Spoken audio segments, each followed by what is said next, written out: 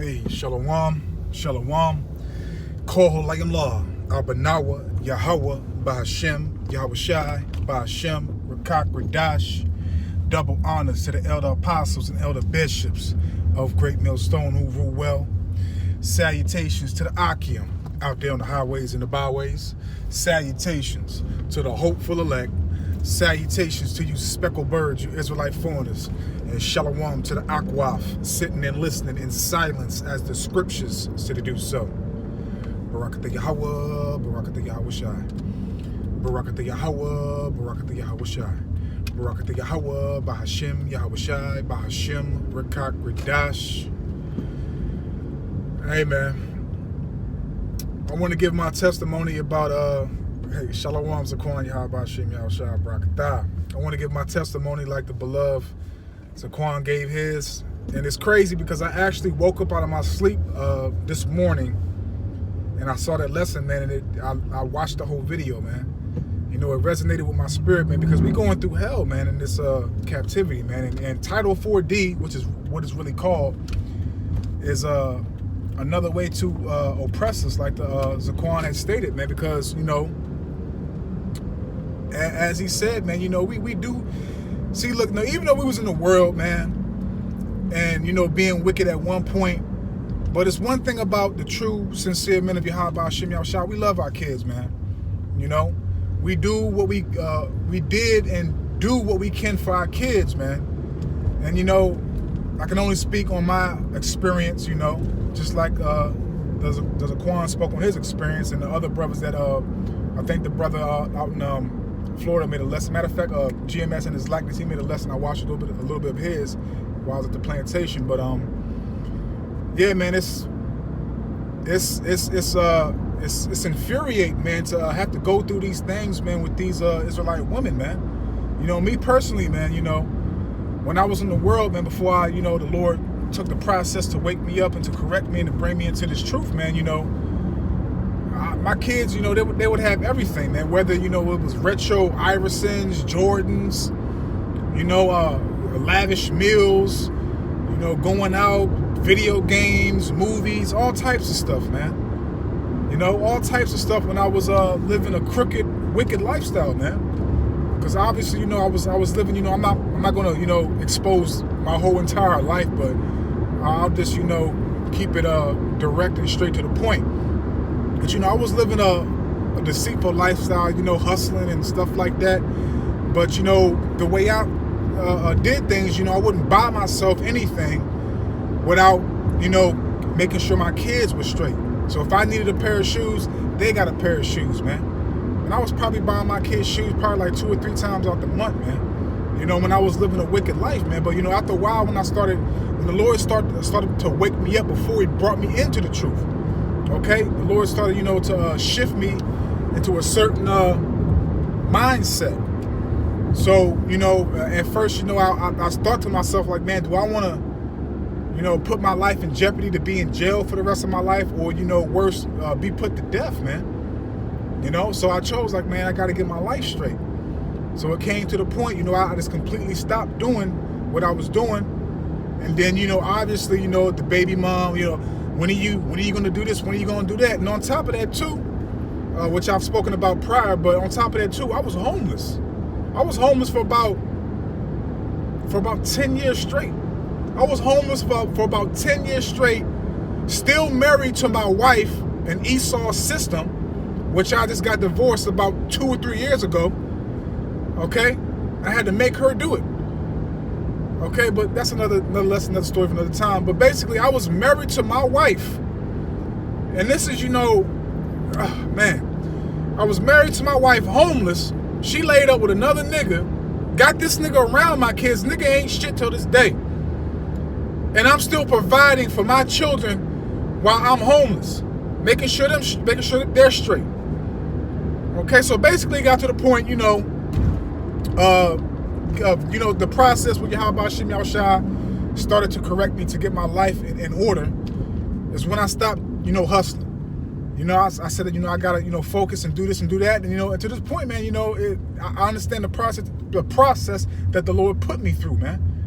You know, because, you know, after a while, she was like, why, how come you ain't help me do this? How come you can't do that? I'm like, I don't do that no more. You know, I'm trying to get my life straight. Well, you don't have the kids, this and that, blah, blah, blah. Just, you know, bitching, man.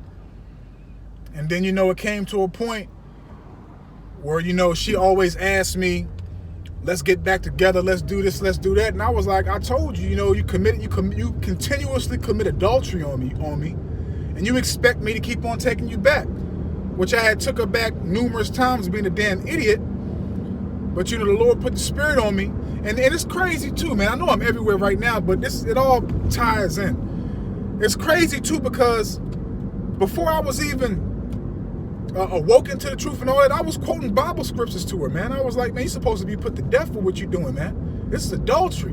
You know, don't be deceived. The Most High is not mocked. For whatever a man soweth, that shall he also reap. You know, I was quoting Bible scriptures and didn't even know that I was actually quoting Bible scriptures, man. Hey, man, that's your power, man. Call all Yahweh Shem, Yahweh Shai, man. But after like a certain point, because, you know, I started to get jobs and stuff like that, but, you know, obviously, you know, I only have a certain level of education in Esau's system. Let's say that. Okay? But I did, you know, get some trade school edification too. But basically, after a certain amount of time, she put me on Title 4D child support, and I'm gonna say, you know, because it's really a stupid matter. But what she put me on, she had me paying I think even $50 every 2 weeks, so basically $100 a month, just to be spiteful. She had me paying $100 a month just to be spiteful, and then expected me to also do extra things for the children. You know, like, because obviously if you don't put that money through Esau's system, the extra stuff that you do, they consider as gifts. So, you know, she had me paying $50. Come on, man, get in, you fucking Edomite. She had me paying $50 every 2 weeks, or $100 a month. And my because I'm still alive, so I might as well go ahead and say it how the Lord said. My wife, she has a good career, man. She now works for a hotel company, a very, very good hotel, I might add, and she's a general manager. But before she got to that position, she was making about between 60 and 75 a year, and now she's making 100,000 a year. Do you think she took me off for child support? Fuck no. And it just shows you how wicked these women are, because again, she would always, because my kids now, my sons are 18 and 20, and they're about to be 19 and 21 in June coming up. Okay, so it got to the point, you know, once I got in the truth and everything else and learned, you know, everything that we need to know and how to, you know, walk in this world and all that. You know, I stopped celebrating birthdays, no Babylonian holidays, none of that stuff. So she got to the point, you don't even call your kids to tell them happy birthday. You don't give them no Christmas presents. You don't do this, you don't do that. You know? And, you know, it got to a point, you know, I would be to get her to leave me alone, man. I just started, you know, sending her Bible verses when she's trying to argue with me, man. And it got to the point where she's like, could you please stop sending me these Bible verses? Just please stop it. I'm like, just leave me alone, man. But Salakia, so basically, you know, it got to the point, also too, man, and the way that she got me on child support was completely wicked through Esau's system, because, mind you, I was homeless for 10 years. I didn't have an address to get served. I didn't get notified by a judge. I didn't go to court. I didn't sit down in front of Title 4D child support to determine if I can pay child support. Okay? They just put me on child support and started garnishing my check. Never notified me. Okay? None of that. My check just started getting garnished. Okay? Period, man. And the main reason, which I really feel was the main reason why she put me on child support, is because I rejected her slick type of pass to try to get back in a marriage with me, because she would try to use my son, because at one point my youngest son was acting up and causing all type of mischief and everything else. So she tried to use my son as a pawn to get me to move back in with her and to basically be with her and to not acknowledge her her wickedness, man. But you know how these women is, man. They want us men to acknowledge everything that we do, and they want us to apologize. Which, you know, we men, you know, I did, because obviously I'm not no damn saint. So I acknowledge to anybody. That's just anybody in the world, man. If I know I did something wrong, y'all apologize, man. Period. If I know I'm wrong, I will apologize to you. And that's what I did, you know what I'm saying? But I held her accountable for her actions, man. You know? I held her accountable for her actions, and she never, ever until this day wanted to apologize, man. It's even to the point that she got my family going against me, man. That's how much she hates me, because I wouldn't take her back, man. But, you know, from me watching the Zaquan's video, man, you know, it really resonated with my spirit, man. It had me worrying everything, because like I said, I'm still on child support right now for arrearage. So with me watching that video today, man, I called child support today while I was at the plantation, man. I just had to, man. I called them today, and I asked them what my arrearage was. And to find out, man, you know, Fawadi Yahaba Hashem Yahushua, Kol Lo Yahaba Hashem Yahushua Hashem Kakadash, my arrearage is like basically one of my checks. So I talked to payroll at my job, and I'm just basically going to have, I think it's going to be about a check and a half. So I'm basically going to have my job just not give me a check next week, and then the prior week take the rest out, man. So I got to get this off me, man. Because, you know, I understand the same way the Zaquan Manak Zakba was feeling and talking in that lesson, man, is the same way that I always feel about this Title D4 situation, man. This is hell. This is a fucking nightmare, man. And it makes you, man, it's just like, damn, man, you know, men like us, man, we ain't piece of shit Pookie Ray Rays and no nothing men. We about something, man. We stand for righteousness, man. But at the end of the day, too, like the Zaquan said, man, like the other brother said, too, GMS in his likeness, everything is of Yahweh Hashem Yahushua, man. Everything, man. You know? So, with us going through this stuff, man, it's also, you know, the chastisement of the Lord, too. But at the end of the day, man, you know, we ain't got nothing to worry about, man. Because we're going to receive everything back, man. Okay?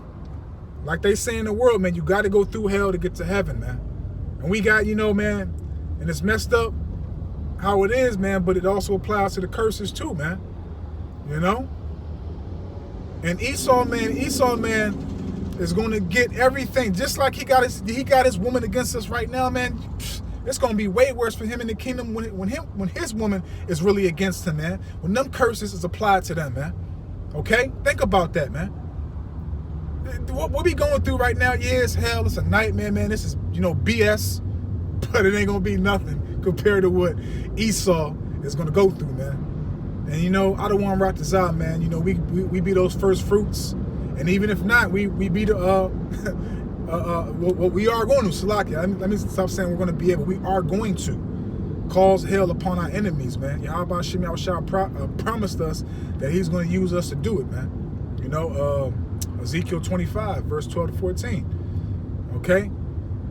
But yeah, man, these women, man, don't even realize and don't even know, because that's the way the Lord programmed them in these days, in this captivity, to be Esau's tag team partner, is a bulldog, man, to keep us down.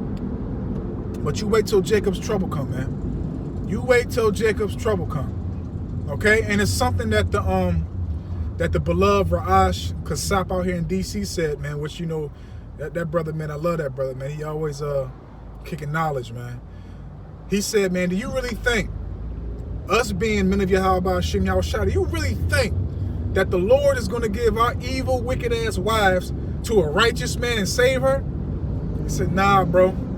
He said, hey, man, everybody got to pay for what they did, man. You know?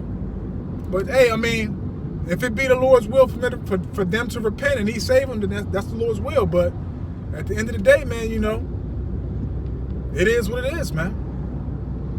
But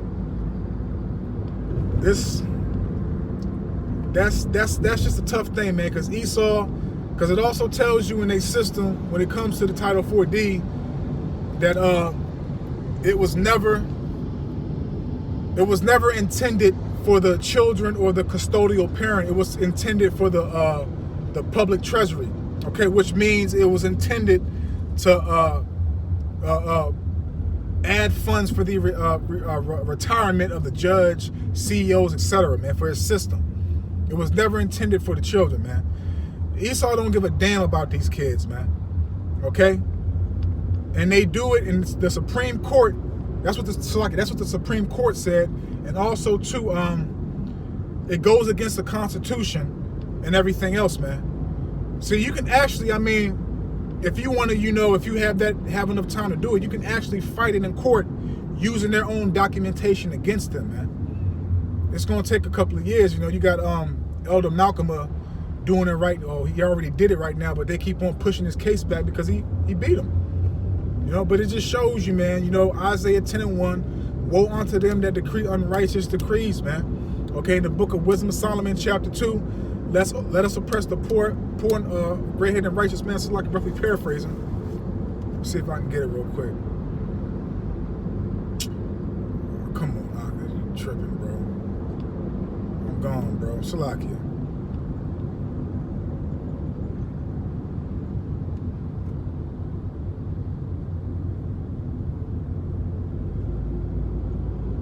I'll leave at 5 o'clock on the dot, bro. Let me get this real quick, and we can close out.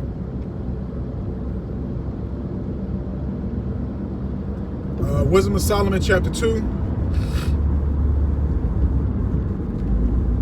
Let us oppress the poor righteous man.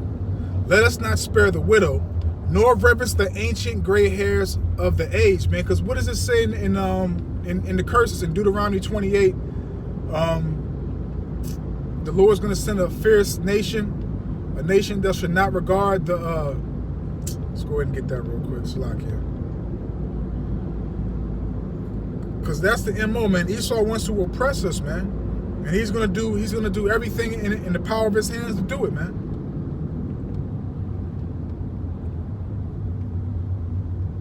Deuteronomy 28,